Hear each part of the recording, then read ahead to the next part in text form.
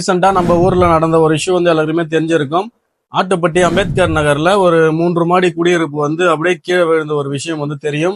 அந்த வீட்டுக்கு அடுத்த மாசம் வந்து கிரகப்பிரவேசம். இப்படி இருக்க சமயத்துல அந்த வீடு ஒட்டின மாதிரி இருக்க அந்த உப்பனாறு வாய்க்கா அப்படின்னு சொல்லுவாங்க.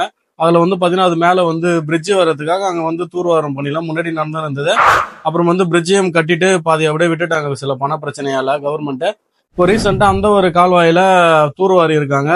அந்த தூர்வாடுறப்போ அந்த வீட்டு ஒட்டுனாப்புல வந்து பாத்தீங்கன்னா நிறைய மண்ணு வந்து எடுத்துட்டாங்க. அதனாலதான் வந்து பாத்தீங்கன்னா வீடு வந்து சாஞ்சித்து அப்படின்னு சொல்லிட்டு மக்கள் தரப்புல சொல்றாங்க. இந்த வீடு கட்டுறது கிட்டத்தட்ட வந்து அவங்க 60 லட்சம் வரைக்கும் ஆயிருக்கு அப்படின்ற ஒரு விஷயத்த சொல்லியிருக்காங்க. ஆக்சுவலா அந்த இடம் வந்து பாத்தீங்கன்னா ஆட்டுப்பட்டி அப்படின்ற ஒரு ஊர் பாண்டிச்சேரியில. அது வந்து ஒரு இலவச மனைப்பட்டா வந்து அந்த இடத்துல ரொம்ப வருஷத்துக்கு முன்னாடி கொடுத்திருந்தாங்க. இந்த ஏரியால வந்து நிறைய வீடுகள்லாம் இருந்துட்டு தான் இருக்கு. இந்த வீடை பொறுத்த வரைக்கும் இது வந்து ஒரு 3 மாடி கட்டிடம். இதுல வந்து ஒரு 3 ஃபேமிலி ஒன்னா இருக்கலாம் அப்படின்றதுக்காக பிளான் பண்ணி வந்து கட்டி இருந்திருக்காங்க.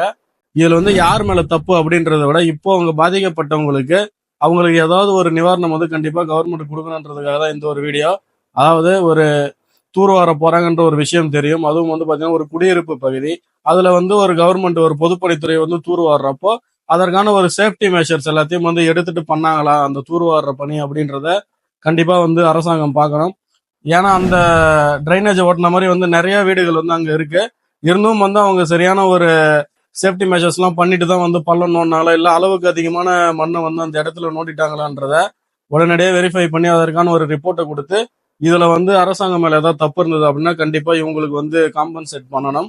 அரசாங்கம் சொல்லியிருக்கிறது என்னன்னா தற்காலிகமா வந்து இப்ப நான் உங்களுக்கு வந்து இடம் தரோம். அது மட்டும் இல்லாம இப்போ அரசாங்க குடியிருப்பு வந்து சில இடத்துல அங்க கொஞ்சம் தூரத்துல கட்டிக்கிட்டு இருக்காங்க. அங்க வந்து உங்களுக்கு வீடு கொடுக்குறோம் அப்படின்னு சொல்லிட்டு இப்போ வந்து அரசாங்கம் சொல்லியிருக்கு.